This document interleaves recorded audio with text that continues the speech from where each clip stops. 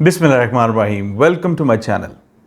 Today's video will be an all guide to Express Entry. In this video, I'm going to show you how you can create your Express Entry profile, and when we will be making that profile, we would be talking about each and every step that is required. And even if you are not making your Express Entry profile right now and you are yet to take your IELTS, you're yet to take your ECA, still watching this video will be very informational for you, because you would learn the exact steps that are needed when creating an Express Entry profile and how you can create a perfect Express Entry profile without any problems. Because every day I get comments, people are telling me that they created their Express Entry profile. After the submission, they became ineligible.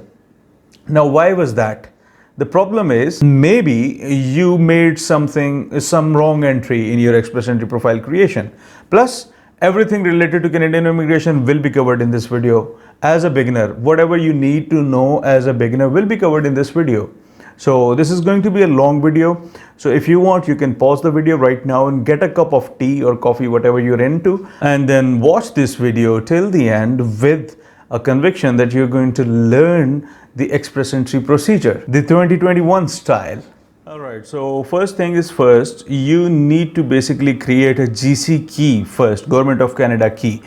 It is just like creating an email address for your Yahoo or Gmail email address. It's more like that, okay? And after you have created your GC key, you will be arriving on this page, and here you are going to click apply to come to Canada. All right, here they will ask you about your personal reference code, okay? If you have your personal reference code, you don't need to fill that space. But if you don't, now we're gonna click on International Experience Canada. I was gonna say class IEC, okay? Because we are assuming a profile for this Express Entry video, a profile that you are living outside of Canada and you don't have any connections to any of the provinces out there, okay? So let's pick our country, and after that you have to tell about the country of residence where you're residing right now. And for the birth date, I'm gonna insert an example birth date, so you don't have to tell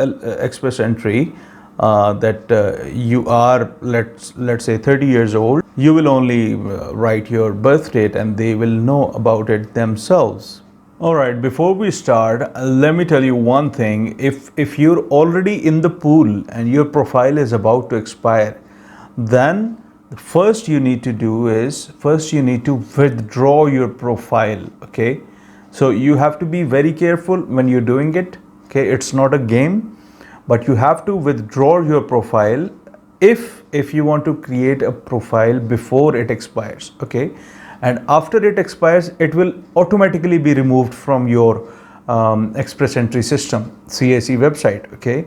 So like if one day is remaining for your Express Entry profile expiry, then you can choose to withdraw the profile and you can create a new profile, or you can wait until your profile actually expires and it automatically removes from the system, and then you create a new Express Entry profile. So if you want to withdraw the profile, okay, you have to press you would see this page, okay, and if you will click continue, you will withdraw your profile, and you have to remove your profile from job bank as well, okay, and you will have to submit a new Express Entry profile if you want to be a candidate in the Express Entry pool again, okay?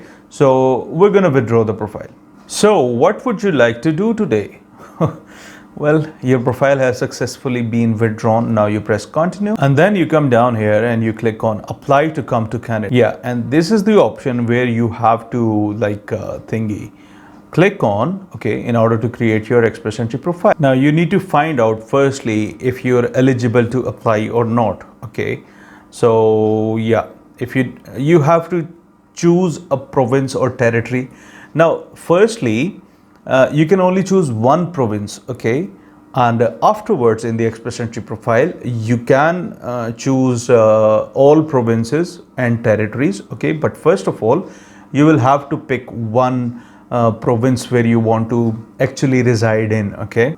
Now let's say you want to reside in Manitoba, okay, and you press next.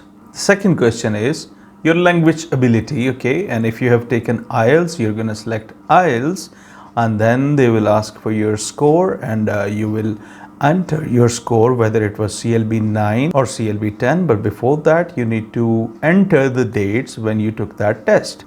And I'm going to take a CLB 10 for 3 modules, and I'm going to choose CLB 9 for writing, okay, and then we press next. Now an important thing is if you can score CLB 10 in writing as well, then you will have 3 points more than the normal score, okay. So do you have any other language result? Okay, if you have taken French results, you would write it here, okay. And in the last 3 years, how many of skilled work experience do you have in Canada? Okay, so if you have any experience in Canada, you're gonna write it here, okay. And if you don't have any Canadian work experience during this period, then please select none of the above, okay. And these two questions are related to your experience in Canada, okay. Now they're going to ask about your experience outside of Canada, okay. That is the foreign work experience, and if you have 6 years or more work experience, then you're gonna select this one. But the maximum points you get right now, currently, as per the IRCC updates, 3 years is the maximum you need to achieve the highest CRS level, okay. Now current 5 years, if you have skilled trades knock, then obviously this differentiates your profile from federal skilled worker to federal skilled trades. I've made a video on that, okay. So we select none for that, and we jump on to the next step, that is how much money in Canadian dollars will you bring to Canada, okay. So we're gonna write this one, that is for a family of 4, okay. So if you're only a single person, you're gonna select this one, okay. So these figures might change every year depending on the lowest income required, okay. And how many family members do you have? 4. Now many people make a mistake here. They don't enter the number of family members, the dependent family members, your kids and your wife, okay. They don't enter the right numbers here, or they don't select the right amount here, okay. If you do that, your profile will be ineligible, okay. The next part is, do you have a valid job offer in Canada? No. What's your date of birth? Now I'm gonna write an example birth date. Okay, now they are asking about your education. If your highest, if you earned a Canadian degree, diploma, certificate, or if you have an ECA. ECA is something which basically tells you what your degree in your home country has an equivalency in Canada, okay. So if you have an ECA and it is of a master's degree outcome, then you're going to select this one, okay. And even if you have a professional degree, then you're going to get the same points, okay. Now there is a checklist, okay. So if you have a relative in Canada, you're going to check this, okay. These will give you eligibility points, but if you want to claim 15 CRS points, then it has to be your parent, child or sibling, okay.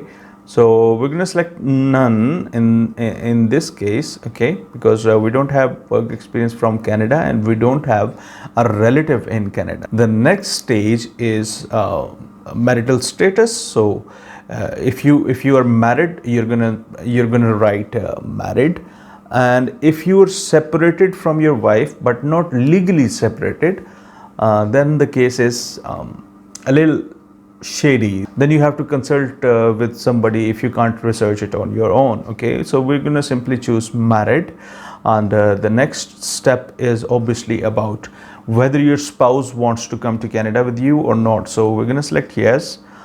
Is your spouse a citizen of Canada? No, okay. Then the next page will be about your spouse's factors. Has he or she studied in Canada? No. Has she or he has worked in Canada? No. They will ask about your spouse's language ability. Now here is an important point. If your spouse cannot score CLB 9, then your CRS will be decreased, okay.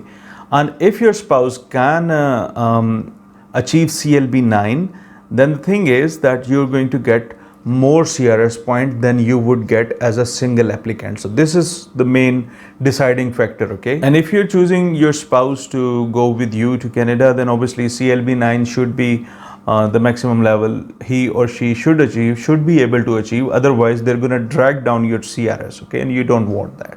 Now, we all know that CLB 9 is basically 8,777, 8 in listening right here, and 777 each in all other bands. But I'm just writing 7.5, that is CLB 10 in writing and speaking, and CLB 9 in reading and listening, okay? So that is just a mix and match. You need maximum CLB 9. Even a CLB 10 will not give you an edge for your spouse, okay? But CLB 9 will give you a huge edge, okay? And based on your answers, you appear to be eligible. Congratulations, mate.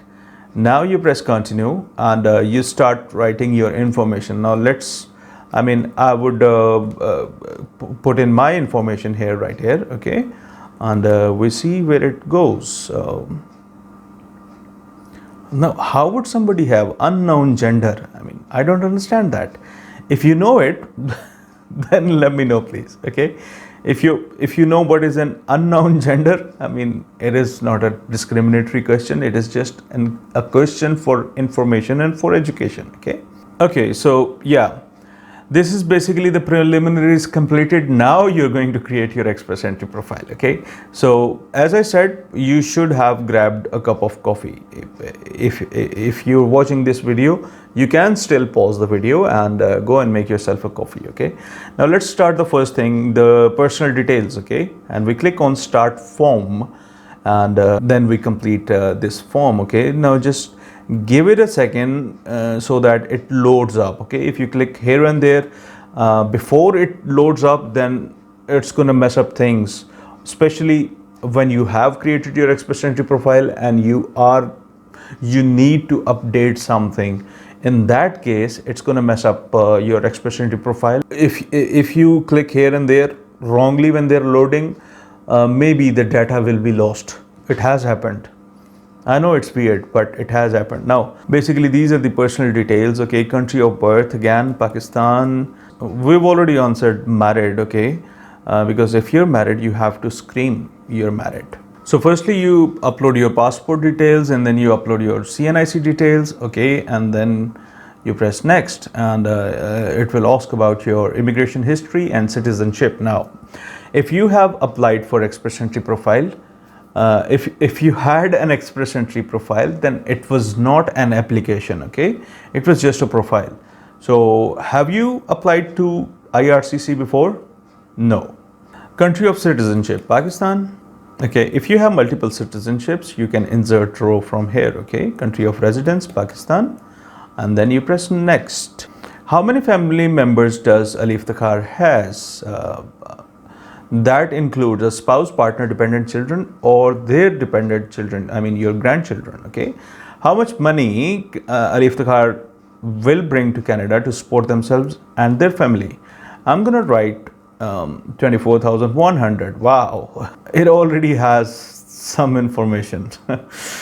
Okay, Ali Iftikhar as a relative is a citizen? No. Okay. Now that's done and dusted. That is done and dusted, the personal information. I'm going to click save and exit. Okay. Now, if you ever need to update this form, for example, if your CNAC expires, Pakistan, you never know when there is a load shedding. Okay. So I'm going to continue making this video because I don't need internet for that. Okay. So if you ever need to update your personal details, like your CNIC has expired or your passport has expired, then you're going to click here on the update form, okay? Next up is contact details. We would see what these details are. Then they're going to ask about your education and your language tests. And after that, they will ask about your application details.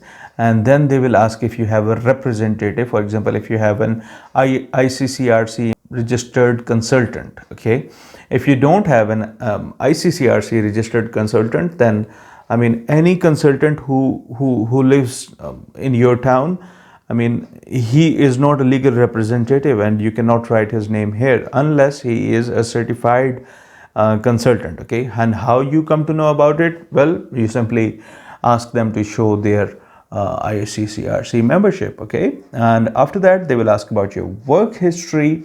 Now this is a summary, a midway summary. Okay, we will get into the details of these things. I have to wait for the electricity to come back. Okay, and after that they're going to ask about your spouse. Okay, the light is back. Okay, मेरे गांव में बिजली आई है. Now, thing is that they will ask about your spouse, the personal details, the study details, the language details, and work history, if there is any. Okay, spouse's work history does not matter. Let me turn on this light because it gives a good look. No, not this one, not this one, this one. Okay. Now we're going to start entering this information. Okay, we have one thing completed as of now: personal details, contact details, and has my Wi-Fi turned back on? Okay, I'm going to pause the video. I will continue it afterwards. Okay, so in contact information, they're going to ask you two things: language of correspondence, that will be English, okay, and then you will have to write your email address where IRCC will contact you if you get an ITA. Okay, so write the email address which you regularly use. Okay, and after that we're gonna insert the details of study and languages, and this portion is going to take a lot of time. Okay, because you have to talk about your degrees here. So a tip is that when you have your ECA for your bachelor's and your master's, then only insert bachelor's and master's. You don't need to insert your intermediate, your matriculation. Okay, you don't need to insert all the educational information. Okay, just the information that you had an ECA done for. Okay, so and if you have two ECAs, you can use a bachelor ECA as WES, and you can use a master's ECA as a CES, for example. Okay, so yeah, we don't need to write other information. The secondary education information, you can write that after receiving an ITA, but not while creating your Express Entry profile. Okay, so whenever you're writing this, I suggest you open your the ECA application. Okay, and use the same information you put for your ECA profile and copy the same information here. Okay, again, this information should be matching your ECA application. Okay, here you have to choose that diploma or degree was awarded to you. Then you write country of study, that is whichever country you studied from. Okay, Islamabad, Bahria University. Level of education, master's degree. Was it a Canadian degree? If it was no, then they will give you an option for your ECA. Okay, so have your ECA done for that degree? If you have, ECA is a must when you're creating your Express Entry profile, like IELTS and ECA. These are the two requirements for creating your Express Entry profile. Okay, now the ECA body, you're going to select, see, all the ECA bodies are written here, and WES is not something different. Okay, every ECA body, all of these 7 ECA bodies are valid for Express Entry programs, including PNP programs. Okay, so here you have to write the date for ECA report issuance. Okay, now why that date is required is because after 5 years your ECA report is going to expire, and after that you will have to renew your ECA application by paying a certain amount of fee depending on your ECA body. So IRCC needs to know when you had your ECA done so that they can calculate 5 years after that. Okay, so I'm going to throw a date here. Okay,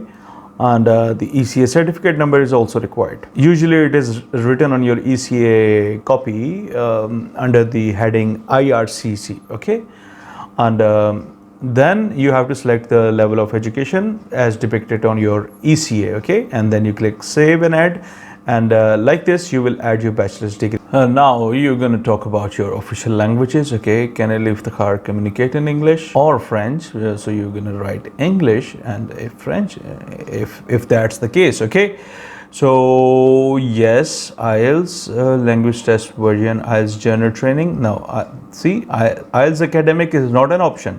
Okay. Right. So we have yet completed 3 steps, and we're going to go to the application details and let's see what it is about. Okay. And I promise it's not going to take very much longer from now on. Okay. Now here is the question that everybody talks about. You have to select all provinces and territories, even if you don't have any intention of living outside of a particular province. Like if you want to live in you still should choose all provinces and territories, because this is the way I recommend. Okay. And now for British Columbia, you have to say yes here, that they have the access to your profile, and for Ontario you have to select yes, because they need your consent, obviously. And if you have received a nomination certificate, you're going to press yes, and that's going to add 600 CRS. Okay. Everybody knows the PNP specific draws. If you had a nomination, that was the PNP specific draw. Okay. Now 4th step is completed. 5th step is not going to take any much of time, because we're not going to talk about a representative. Otherwise, what's the point of making this long video? If you needed a consultant, why would you? Your consultant would do it on your behalf, and then he or she will not even give you your Express Entry profile number, the GC key account details, your username, your password, your security questions. He's not gonna give you anything. Okay, he's just gonna tell you that okay, we have lodged the Express Entry file. Okay, and that's it. You have no control over it. Okay. So we're gonna select no. Okay, because even if you hire a consultant, you should be the one making your Express Entry profile, not him. You should have the access.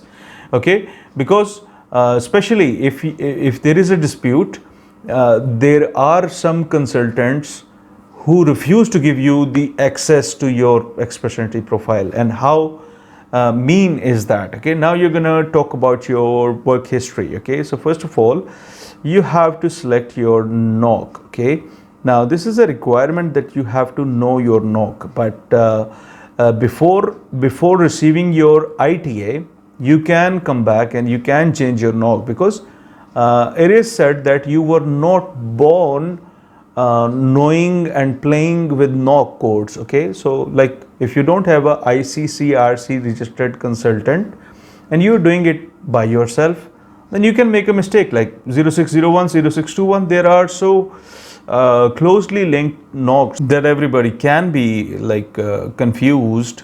So don't worry about it. Yeah. So this point is basically when Iftikhar first became qualified to practice this NOC. Okay. And that depends on your NOC code. Okay. The second question is about trade certification. So if your NOC code requires a trade certification, then you might need to get one. Okay. But you can create your Express Entry profile without it. Now, do you have a job offer? No. So we're going to just quickly jump on from here. Okay. Yes. Now we're going to insert the work history details, and I'm just going to give you an overview and then I will skip the details. Okay. So if you're working presently, this is what you're going to check. Okay, you need to write hours here.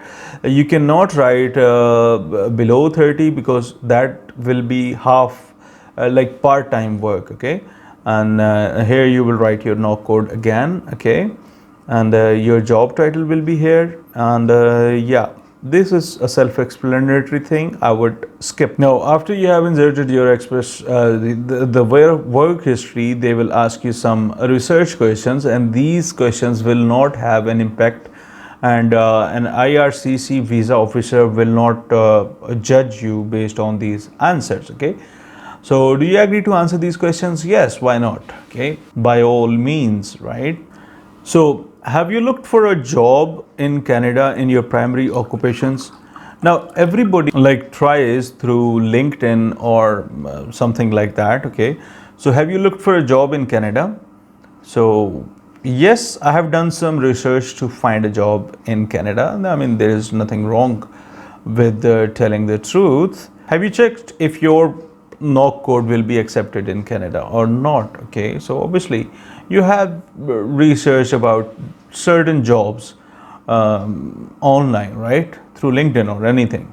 And then, like always, you press save and exit. Now the primary applicant details are all filled, okay, and there is nothing going on here anymore. Okay, you have completed your express entry profile for the primary applicant, but the secondary applicant details are still pending. Okay, so three details you can write, you can read it here: personal details,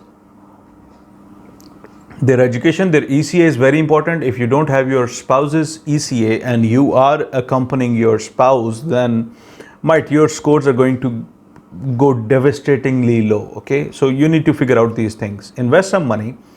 Ask your spouse to reappear in IELTS to achieve that CLB 9. Ask your spouse to arrange the documents and send them to CES or ICES or whichever ECA body you choose. Okay, so these things are important. The work history does not matter really. Okay, so if your spouse has a work history, by all means do enter it, but if it is not, then it will not impact your CRS or your express entry profile. Okay, after the personal details, we're going to insert the study and language details. Okay, after you have completed everything, you click on continue. Okay, if you click on save and exit, then your profile will not be submitted. So first of all, you will need to submit your profile, and this is how you electronically sign it. Okay, you write your name and then you answer your security question, and after that you click on sign. Then they will show you a signature area. Okay, and you click on transmit. Unless you click on transmit, your profile will not be submitted and it will remain like unsubmitted. Okay, now congratulations, you have successfully submitted your application or profile.